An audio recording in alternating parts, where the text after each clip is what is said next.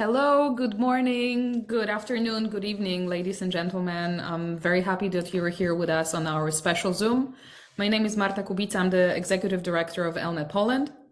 And we have a very special guest with us today, Professor Mooli Lahad, who has joined us to tell you more about the project that ELNET is developing in cooperation with the Israeli Community Stress Prevention Center in Kiryat Shmona to support Ukrainian refugees and to give a know-how and to build community resilience in Poland to strengthen Polish-Israeli relations.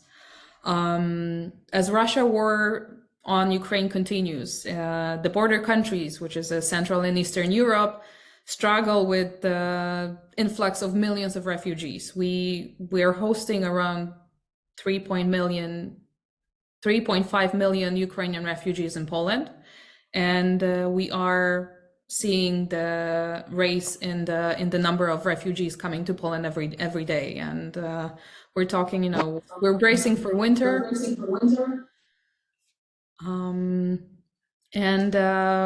Basically the war trauma and PTSD experience, the war trauma and PTSD that was experienced by Ukrainian refugees and also Polish helpers really surpassed the resources that are available for our host countries here. That's why we reached out to the best Israeli experts in the field of trauma and PTSD.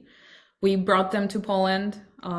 We created a multi-layer program, and they had a chance to meet with Polish policymakers and mental health professionals to create a long-standing resilience building program for Central and Eastern European countries.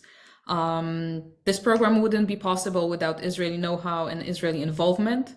And that's why I'm very happy that we're partnering with the Israeli Community Stress Prevention Center and its founder, Professor Mooli Lahad, who is here with us and will tell us something more about his efforts to build resilience and to train the trainers how to deal with the war-induced trauma.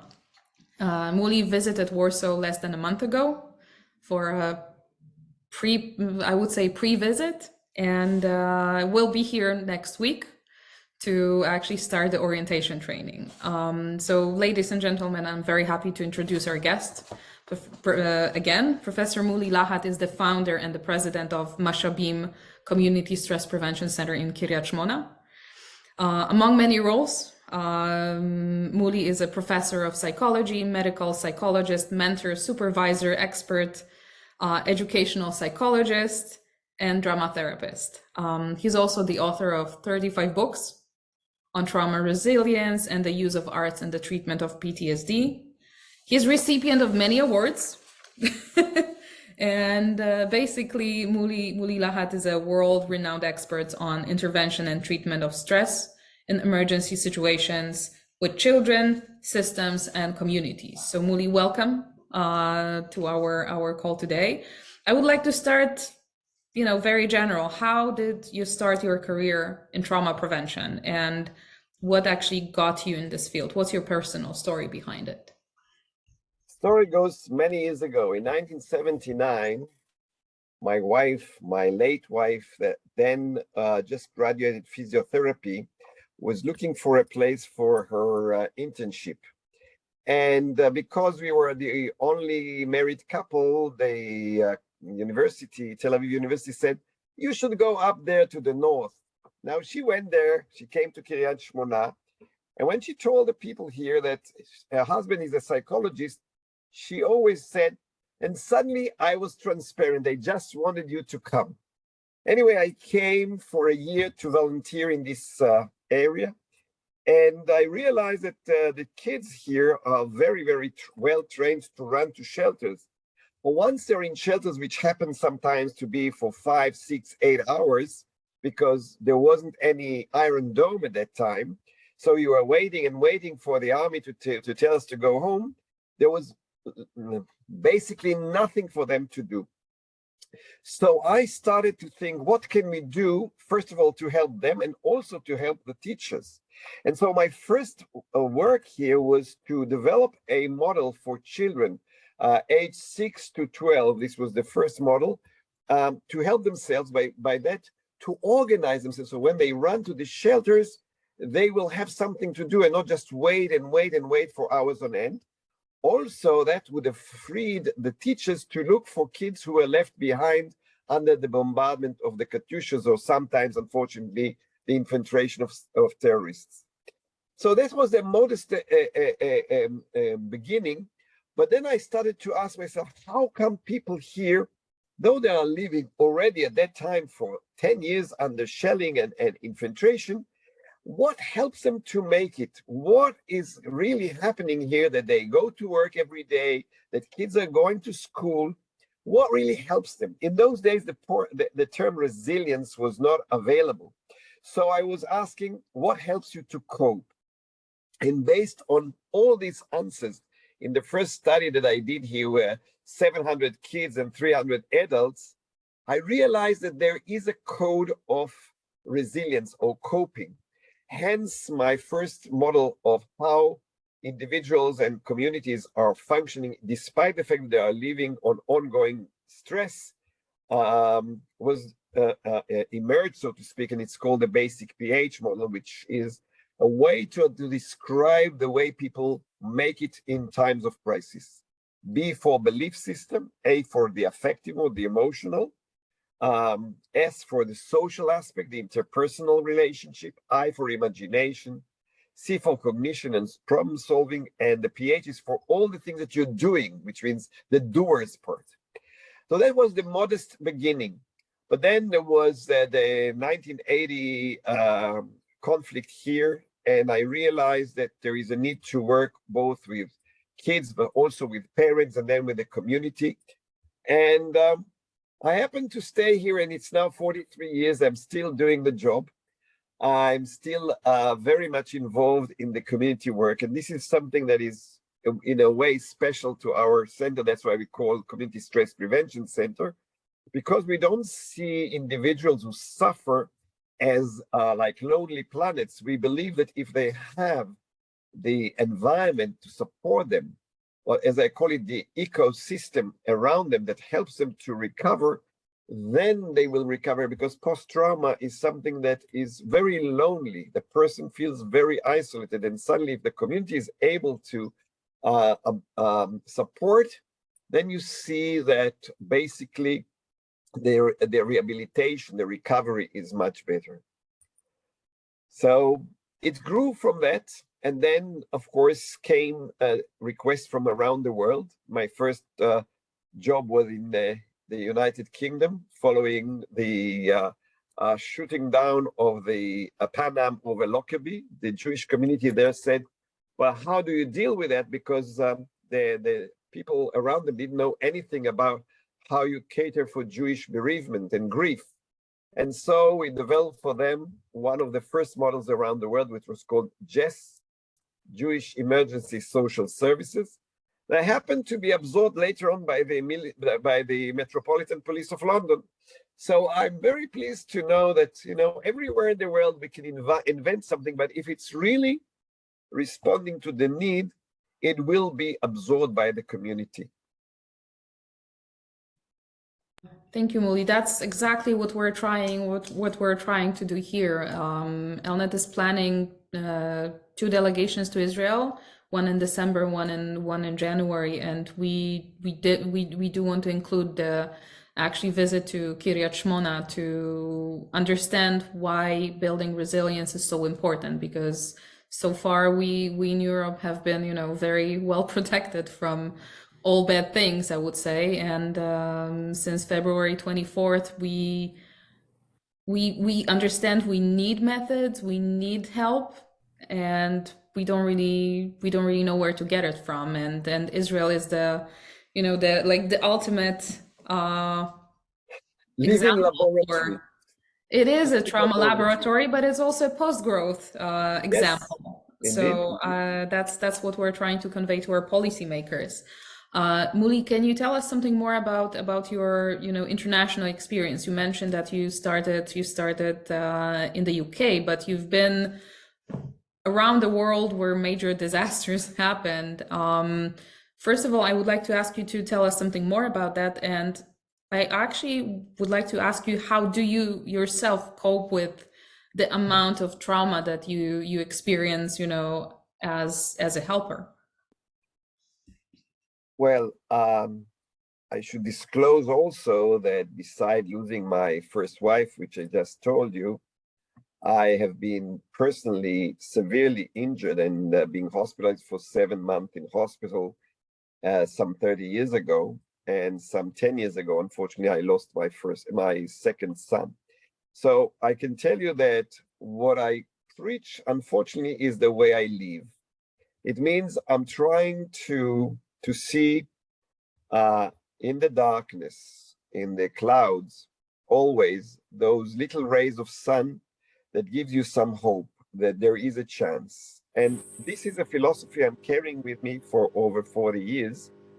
And basically, I usually say to myself and to others that crisis and pain and suffer are not something that we should be surprised. It's part of our life. We shouldn't celebrate them, but we should embrace them as much as we embrace positive and good things. And should say that nowadays I do have a lot of good things, including my 8 grandchildren and this center. And I can see that one should be always, for me at least, moving between the grief and the sorrow, but also the joy of life and the ability to help others. For me, I'm also doing a lot of art, as I'm a drama therapist, but I'm also doing artwork. I'm a sculptor. And so between writing 35 books, I do a lot of other things. And I'm trying to make my week, I can't say the day, very, very, I would say flexible and enjoying various subjects. So for instance, the center itself, we have the clinic, of course, that I'm the chief of the clinic, but we also have training, which I'm going to do with you. I'll talk about the concept in a minute. But we also have research, and we also have a kind of a think tank of creating more and more methods. So I'll give you one example. Some years ago, we realized that the hard of hearing, finding it very difficult in times of crisis in Israel because they can't really hear the sirens nor anything.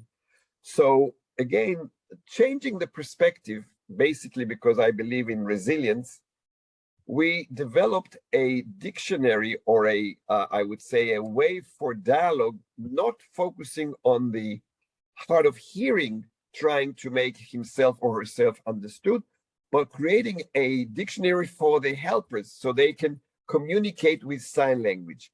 Now, going into this was very exciting, was giving me a lot of way of creativity and flexibility and joy.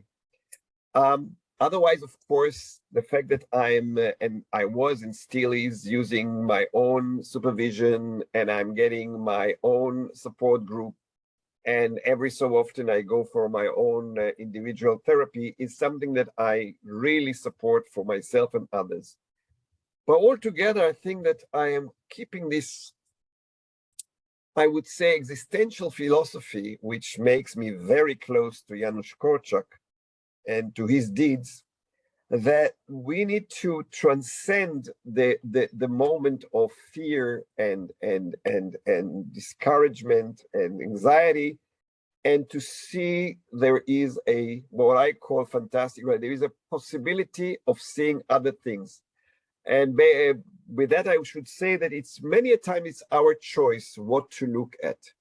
And because I'm probably naively or maybe sophisticatedly trying to look for the possibilities, the good things, the challenges, that gives me, I think, a sense, and above all, of course, is my humor. I'm trying to use humor quite a lot. I could notice that. Mooli, you've been to, you've been to the US, you've been to Turkey, Sri Lanka, Japan, if I remember correctly. bringing your train the trainer program and your methods, did you ever experience any hostility or any I don't know, I would say lack of cooperation in those places around the world because you were coming from Israel? No, I didn't.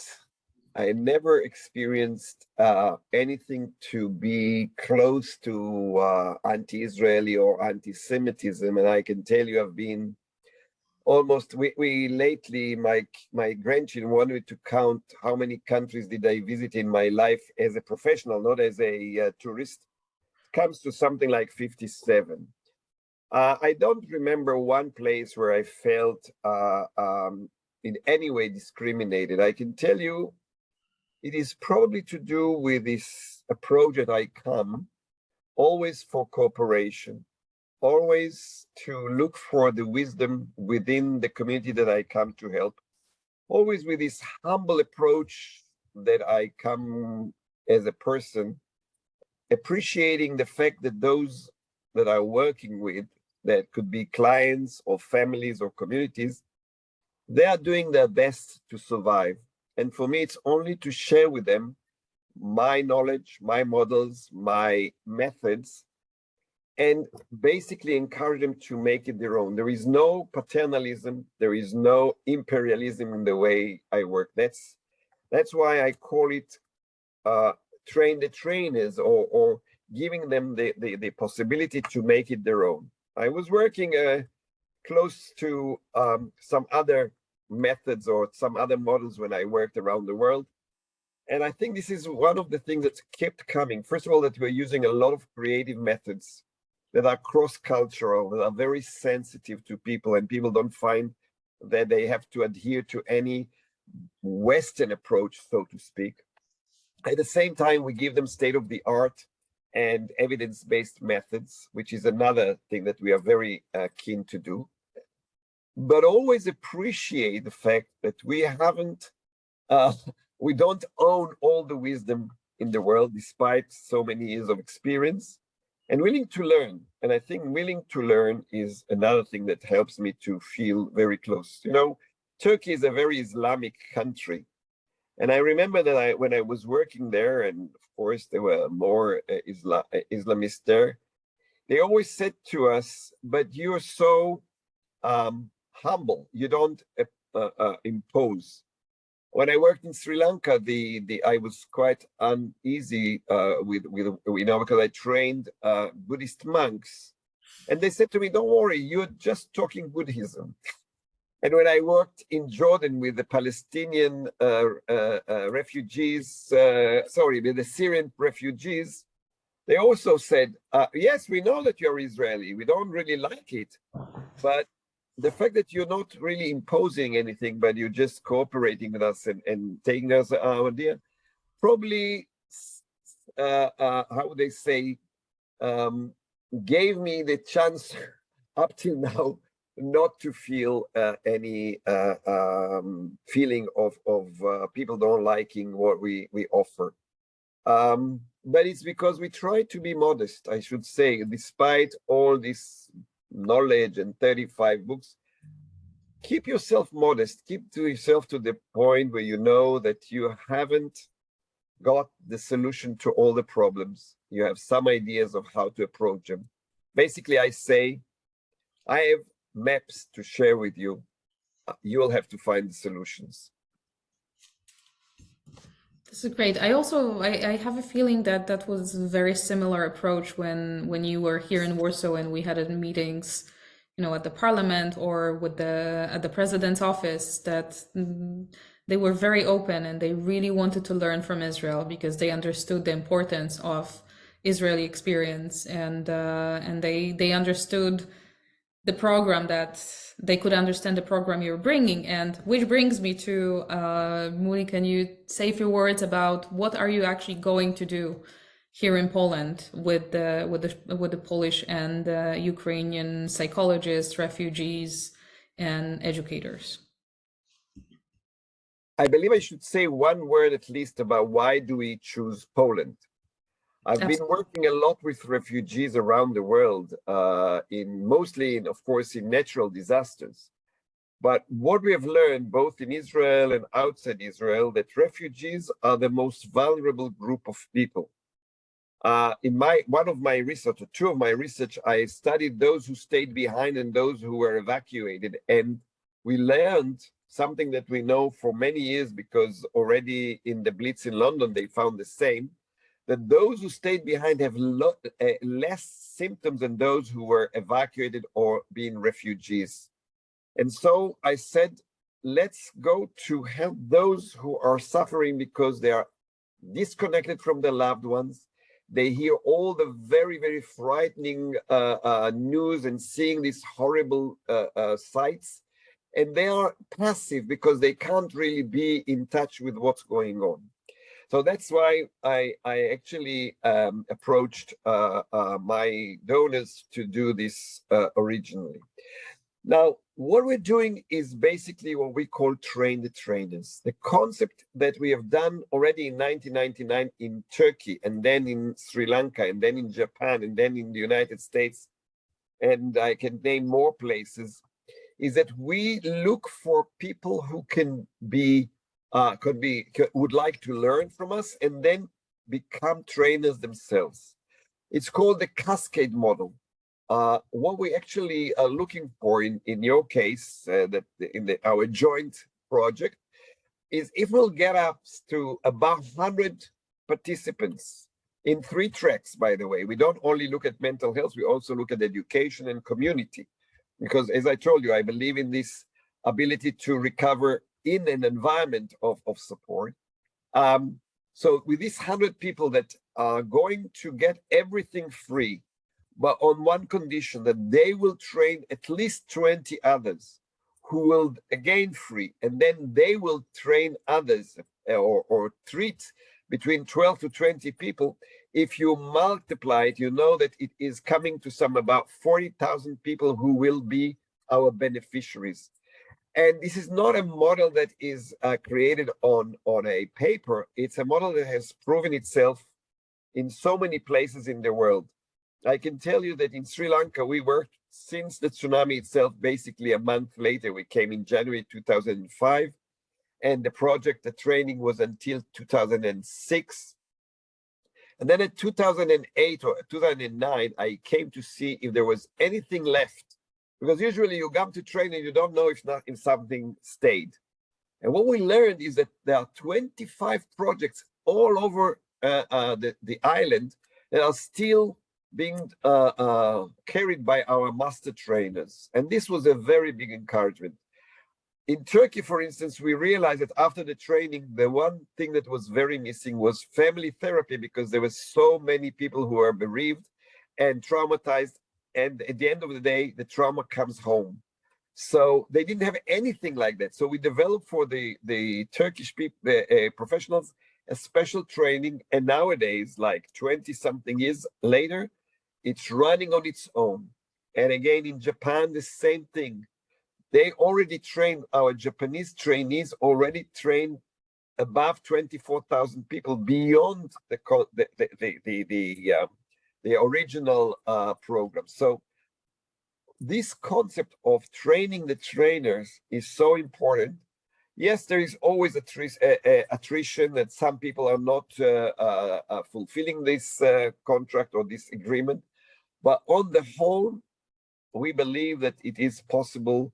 And if you won't get to 40,000, if you'll get to 30,000, I can tell you this is great. This is an amazing job with this idea of sustainability and ability to reproduce it without us, which means we finish our job by training and then giving supervision until they are completely independent. And because we're NGO, we never ask for anything. We don't ask for any royalties. On the contrary, we give our royalties free as part of the concept of generosity, which is also part of our mission statement.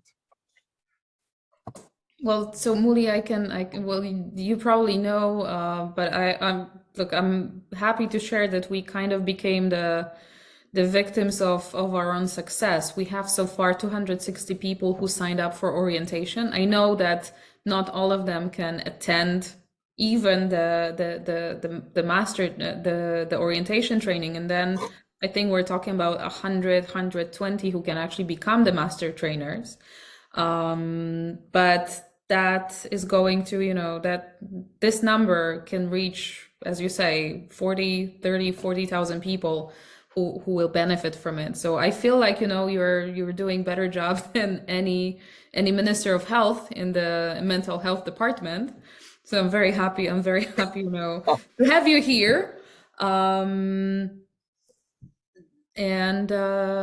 One of the challenges we have, as you know, is the fact that we now, with the situation in Ukraine, that there is such a massive attack on civilians, that there are so many Ukrainians who wish to come, because by the original thing was for Ukrainians who are already in Poland and for Polish people who treat refugees to be trained.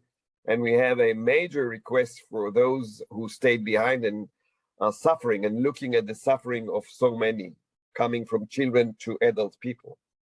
Yes, and we're talking about 20% out of those 260 who signed up. They are based in Ukraine. They want to come from Ukraine to Poland, and I understand that this program will subsidize their travel expenses.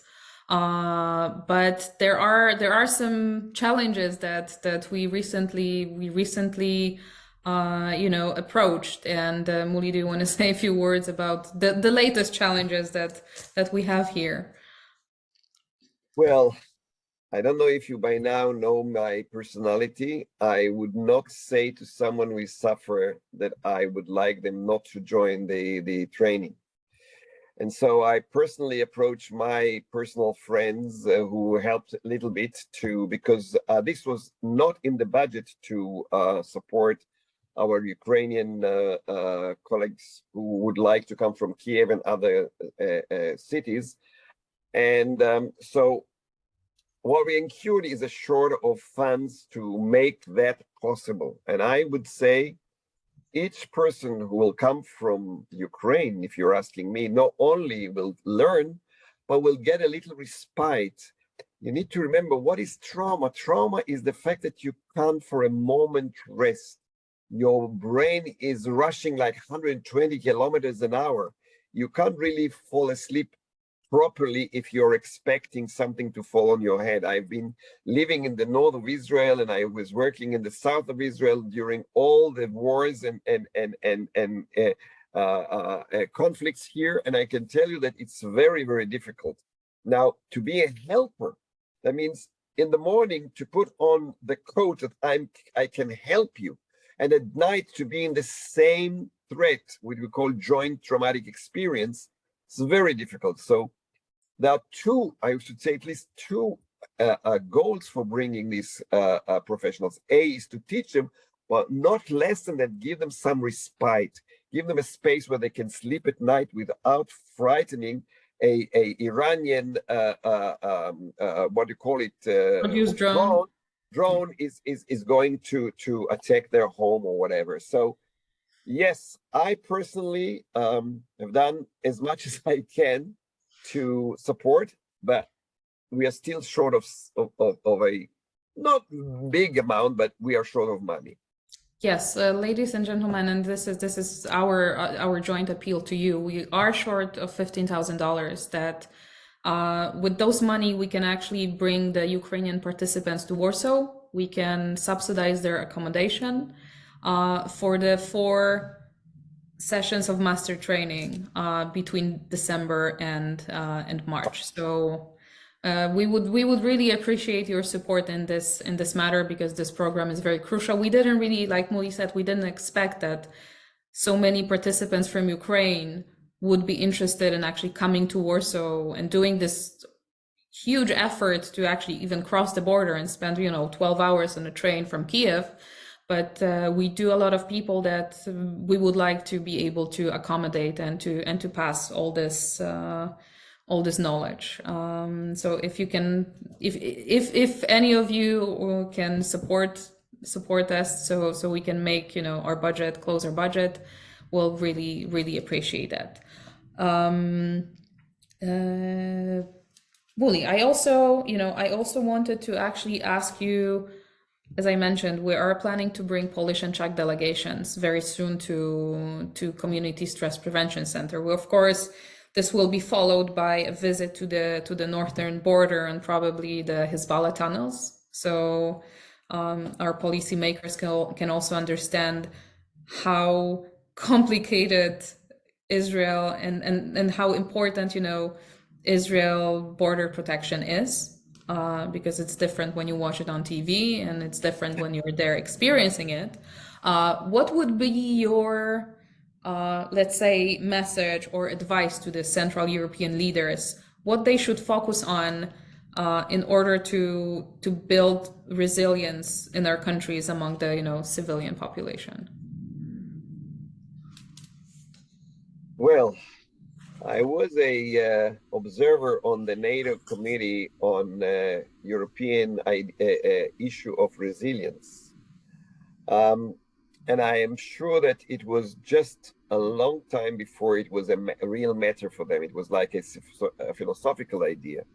Nowadays, it's becoming a crucial idea. And one of the things that we need to know that it is possible to develop your resilience, your personal as well as your community. It's interesting to note that we are all born with this ability to be resilient. It's like one of our muscles, but like with your ordinary muscles, if you don't train them, once you need them, they won't be ready for you. So resilience is a kind of a process. First of all, it's a state of mind. That means I'm trying to withstand. I will try to do my best. I will use my ability to think flexibly and look for the resources within my community, which is the first thing, because many a times they're looking out, which is not the right thing for resilience.